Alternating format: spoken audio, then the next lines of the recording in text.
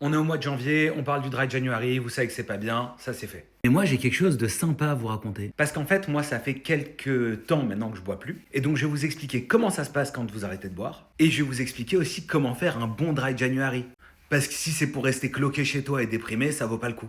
Alors moi en gros déjà je buvais en soirée, c'était vraiment une consommation festive. Maintenant le truc c'est qu'à chaque fois le lendemain j'étais complètement fatigué. Et avec l'âge c'est même allé au surlendemain. J'avais des petits épisodes de déprime de temps en temps, et en plus de ça, j'avais pas mal de brûlures d'estomac. Alors un jour, j'ai eu un déclic et j'ai dit stop. Et c'est au bout de 2 semaines que j'ai vraiment senti l'intégralité des effets de l'arrêt de l'alcool. Je me sentais plus en forme, je dormais mieux, et j'étais moins déprimé.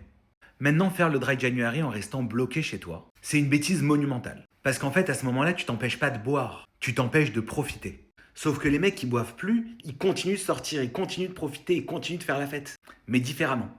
Alors, si tu veux faire un bon Dry January, il faut que tu continues de sortir prendre des verres, mais que tu prennes pas d'alcool. Si t'es un clubbeur, il faut que tu continues d'aller en boîte, mais que tu boives pas d'alcool. Et je sais que vous allez me dire, mais socialement, c'est compliqué. Et en fait, c'est peut-être ça le bon Dry January. Apprendre à être drôle, sympathique, fun, sociable, sans avoir besoin de l'alcool. Évidemment, je m'adresse pas à toutes les personnes qui boivent, parce qu'il y a beaucoup de façons de boire différentes, mais à tous ceux qui boivent pour annuler leur timidité, et ben là, je pense que c'est un vrai défi.